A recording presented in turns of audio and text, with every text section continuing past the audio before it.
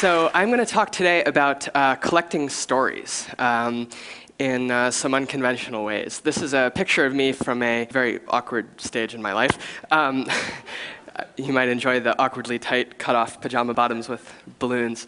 Anyway, it was a time when I was mainly interested in collecting imaginary stories. So this is a picture of me holding one of the first watercolor paintings I ever made. And recently, I've been much more interested in collecting stories from reality, so real stories. And specifically, I'm interested in collecting my own stories, stories from the internet, and then recently, stories from life, which is kind of a new area of work that I've been doing recently. So I'll be talking about each of those today.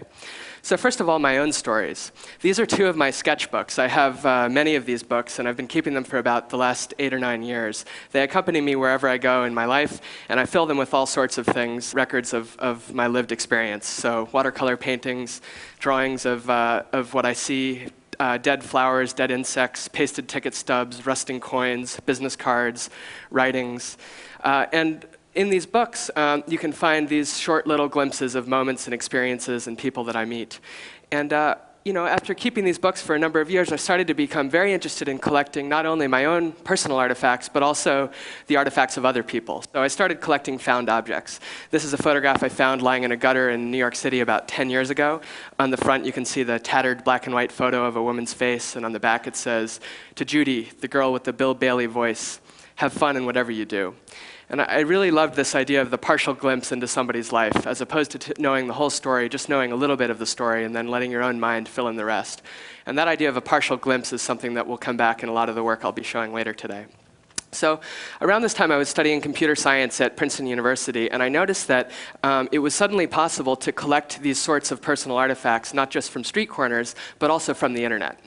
And that suddenly people en masse were leaving scores and scores of digital footprints online that told stories of their private lives. Blog posts, photographs, thoughts, feelings, opinions, all of these things were being expressed by people online and leaving behind trails. So I started to write computer programs that study very, very large sets of these online footprints. One such project is about 1.5 years old. It's called We Feel Fine. This is a project that scans the world's newly posted blog entries every 2 or 3 minutes, searching for occurrences of the phrases "I feel" and "I am feeling." And when it finds one of those phrases, it grabs the full sentence up to the period and also tries to identify demographic information about the author, so their gender, their age, their geographic location, and what the weather conditions were like when they wrote that sentence. It collects about 20,000 such sentences a day, and it's been running for about 1.5 years, having collected over 10.5 million feelings now. This is then how they're presented. These dots here represent some of the English-speaking world's feelings from the last few hours. Each dot being a single sentence stated by a single blogger.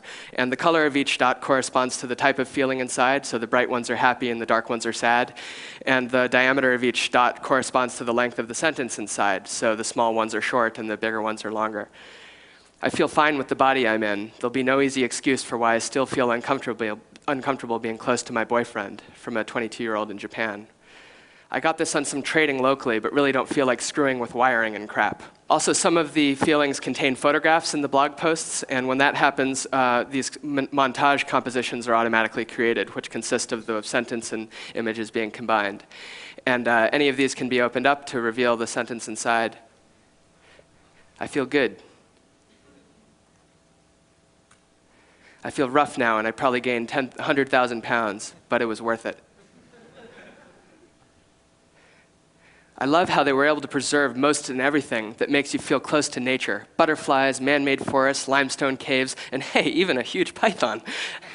So the next movement is called Mobs. This provides a slightly more statistical look at things. This is showing the world's most common feelings overall right now, dominated by better, then bad, then good, then guilty, and so on. Weather causes the feelings to assume the physical traits of the weather they represent, so the sunny ones swirl around, the cloudy ones float along, the rainy ones fall down, and the snowy ones flutter to the ground. You can also stop a raindrop and open the feeling inside. Finally, location causes the feelings to move to their spots on a world map, giving you a sense of the geographic distribution. So I'll show you now some of my favorite montages from We Feel Fine. These are the images that are automatically constructed. I feel like I'm diagonally parked in a parallel universe. I've kissed numerous other boys, and it hasn't felt good. The kisses felt messy and wrong, but kissing Lucas feels beautiful and almost spiritual. I can feel my cancer grow. I feel pretty. I feel skinny, but I'm not.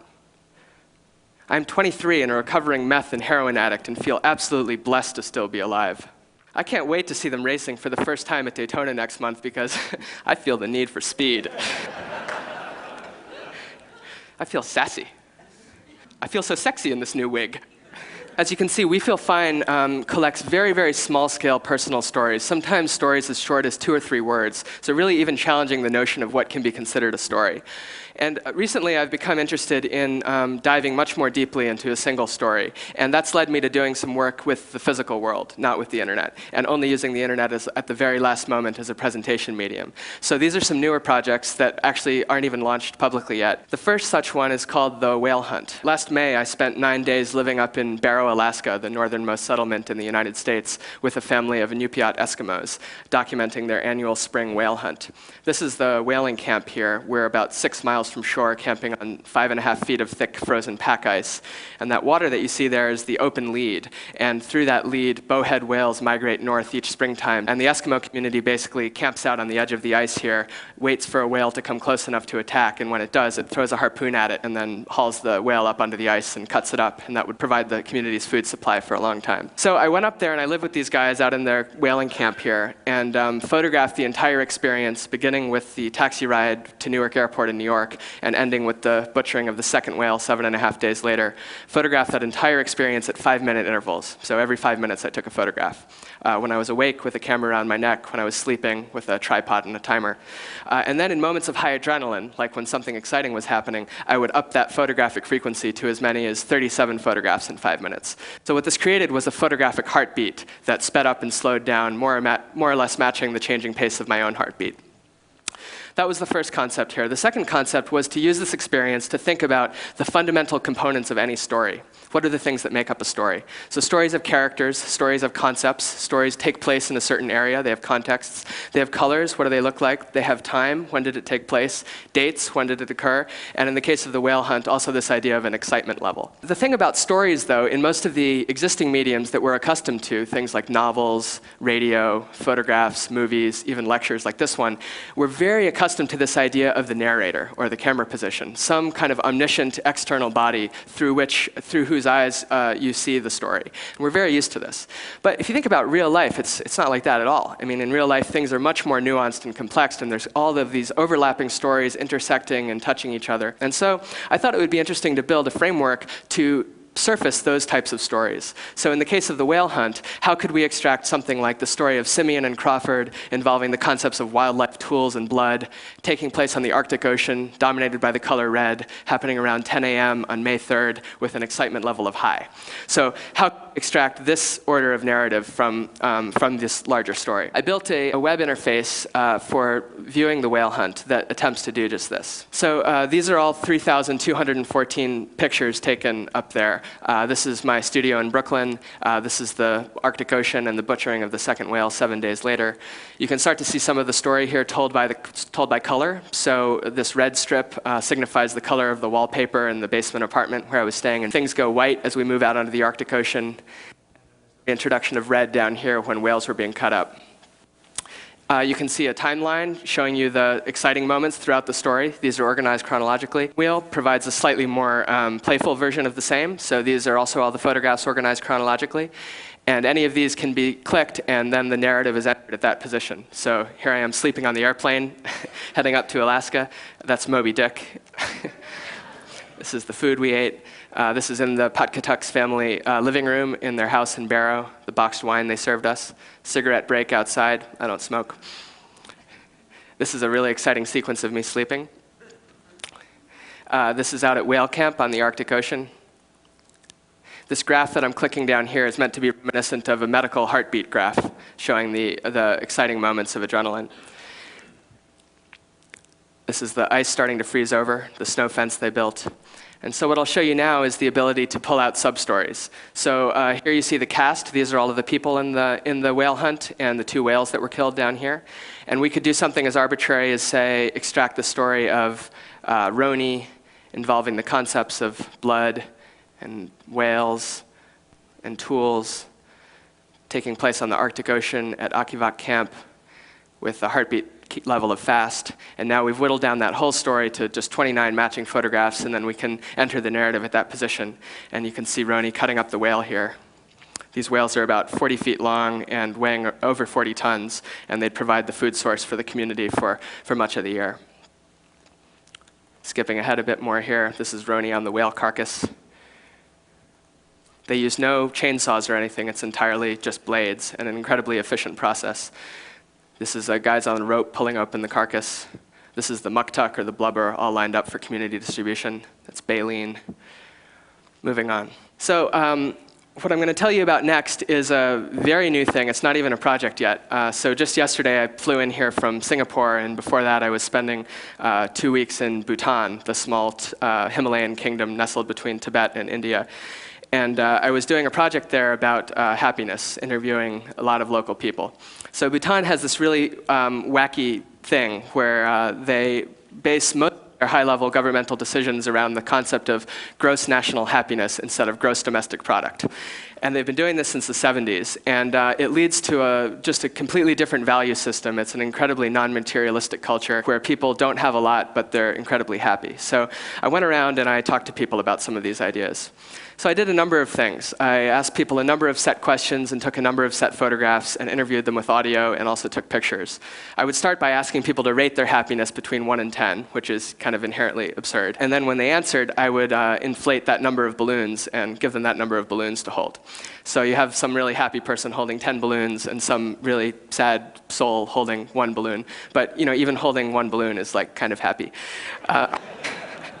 And then I would ask them a number of questions, like what was the happiest day in their life, what makes them happy, and then finally I would ask them to make a wish. And when they made a wish, I would write their wish onto one of the balloons and take a picture of them holding it. So I'm going to show you now just a few brief snippets of some of the interviews that I did, some of the people I spoke with. This is an 11-year-old student.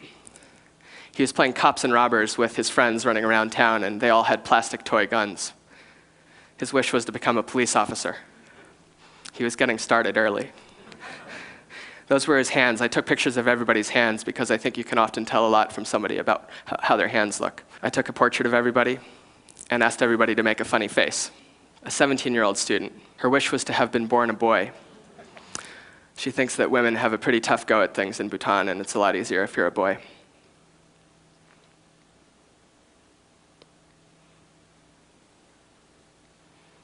A 28-year-old cell phone shop owner. If you knew what Paro looked like, you'd understand how amazing it is that there's a cell phone shop there. He wanted to help poor people.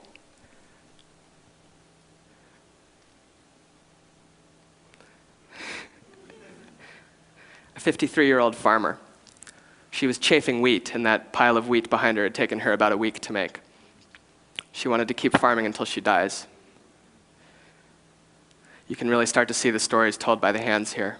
She was wearing this silver ring that had the word love engraved on it, and she found it in the road somewhere.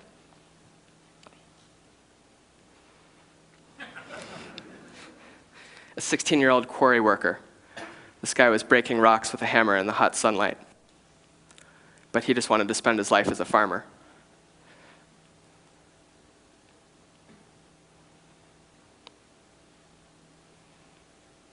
A 21-year-old monk. He was very happy.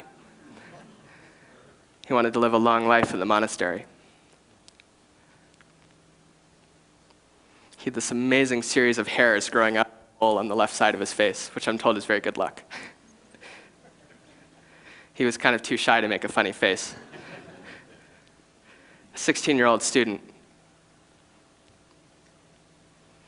She wanted to become an independent woman. I asked her about that, and she said she meant that she doesn't want to be married because, in her opinion, when you get married in Bhutan as a woman, your chances to live an independent life kind of end. And so she had no interest in that.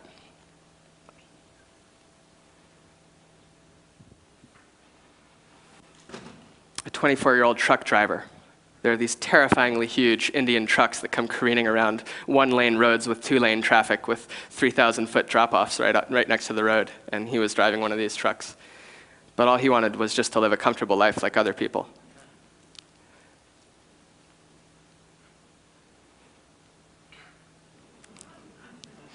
A 24-year-old road sweeper. I caught her on her lunch break. She'd built a little fire to keep warm right next to the road. Her wish was to marry someone with a car. She wanted a change in her life. She lives in a little workers' camp right next to the road, and she wanted a different lot on things.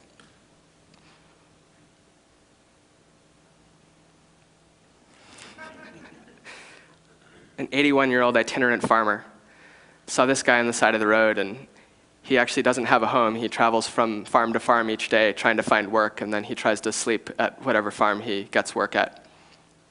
So his wish was to come with me so that he had somewhere to live.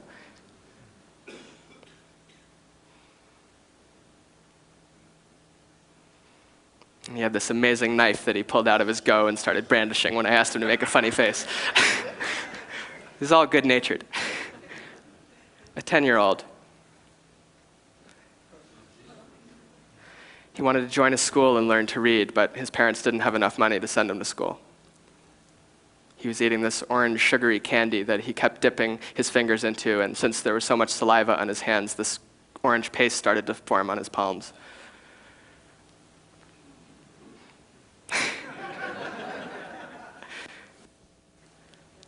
A 37-year-old road worker. One of the more touchy political subjects in Bhutan is the use of Indian cheap labor that they import from India to build the roads, and then they send these people home once the roads are built. So these guys were in a workers' gang mixing up asphalt one morning on the side of the highway. And his wish was to make some money and open a store.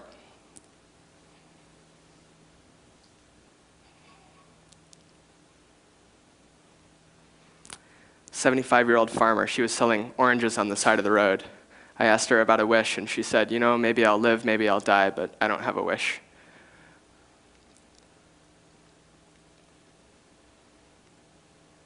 She was chewing betel nut, which caused her teeth over the years to turn very red. Finally, this is a 26-year-old nun I spoke to. Her wish was to make a pilgrimage to Tibet. I asked her how long she planned to live in the nunnery, and she said, well, you know, of course it's impermanent, but my plan is to live here until I'm 30 and then enter a hermitage. And I said, you mean like a cave? And she said, yeah, like a cave. And I said, wow, and how long will you live in the cave? And she said, well, you know, I think I'd kind of like to live my whole life in the cave. I just thought that was amazing. I mean, she spoke in a way with amazing English and amazing humor and amazing laughter that made her seem like somebody I could have bumped into on the streets in New York or in Vermont, where I'm from. But here she had been living in a nunnery for the last 7 years.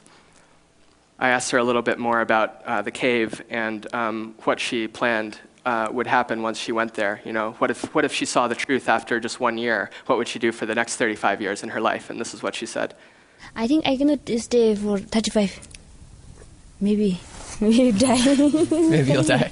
Yes. Well, 10 years. 10 years Yes, even yeah. is a long time. Yes. Yeah. Not maybe 10 years. Maybe I can die within 1 year or something like that. Are you hoping to? Because you know it's impermanent. Yeah. But yeah. Yes. Yeah. Okay.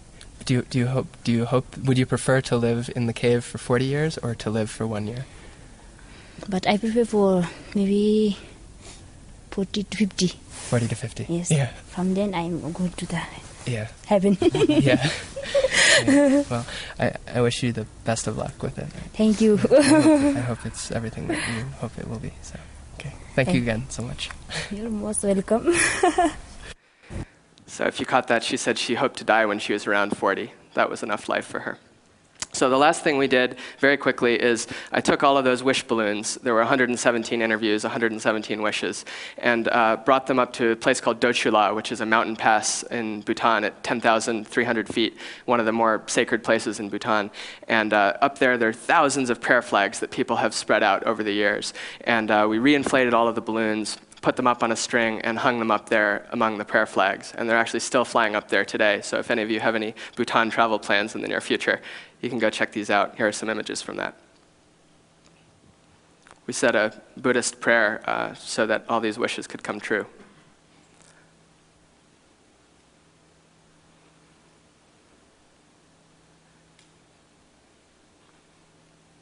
You can start to see some familiar balloons here. To make some money and open a store was the Indian road worker.